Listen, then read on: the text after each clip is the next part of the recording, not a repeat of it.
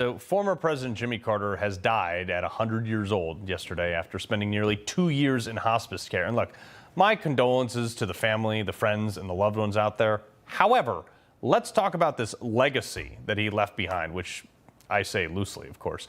All right, Carter attempted to involve the U.S. in issues happening overseas in the Middle East, which ended up not being the best idea, okay? The Iran hostage crisis that lasted over 400 days after Islamists stormed the U.S. embassy, capturing more than 50 American hostages. It was worse than Benghazi. This was, in fact, a major blow to his single-term presidency, leaving a black eye for the country. He, frankly, left the region in complete chaos when handling the whole Iran thing over to the Ayatollahs, ushering in like what's now been 5 decades and counting of global state sponsor of terror. In 1980, he conducted a failed military operation to rescue those American hostages that were held in Tehran, which left 8 U.S. service members dead and 0 hostages rescued. We're not stopping there, though. Columnist at the American Spectator, Jeffrey Lord. Sir, look, let's just start with foreign policy with him. Yeah, it was a disaster. You know, his downfall began when there was an uprising against the Shah of Iran, who was a longtime American ally. And I think he had cancer, and there was they were putting him in an American hospital, and all, broke loose in Iran. And he was perceived as being extraordinarily weak in dealing with the response. And so the Iranian revolutionaries, students mostly, as I recall, invaded the United States embassy and took hostages, the entire embassy staff, and held them for 444 days. Yeah. And what's significant about the way that ended is Ronald Reagan, of course, was famously known for peace through strength. And he wasn't going to mess around, and they knew it.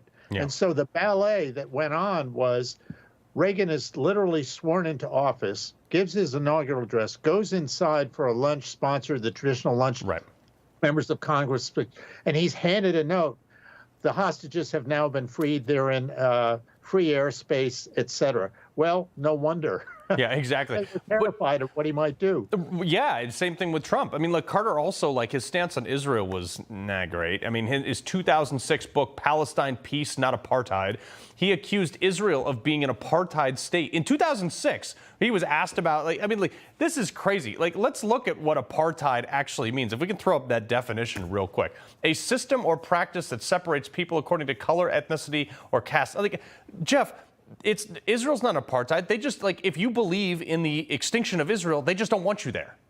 Right, right. I mean, this is such an obvious thing, and this was the problem with Jimmy Carter. Yeah. Was that he a few core things. He was able to get the Middle East peace accords between Egypt and Israel. That's a good thing.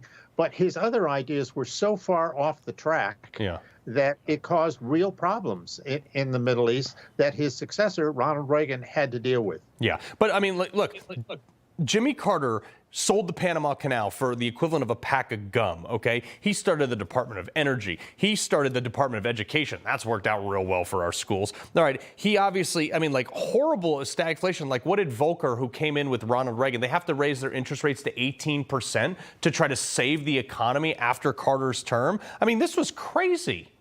I mean, for those of us around at the time, you had to spend about an hour at the gas station to get a full tank. And as I recall, there were also limits on how much gas you could put in the tank. Right. I mean, this was just not good from start to finish. And of course, the result was that when he ran for re-election, he got trounced. Yeah. Ronald Reagan carried 44 states. It was over big time. Yeah, no, you're absolutely right. Well, Jeffrey Lord, can't think of a better person to talk to about this. Appreciate it, sir. I was there. You were there. Yeah, man. You were part of the solution under Reagan, so we'll take it. He loves the Constitution.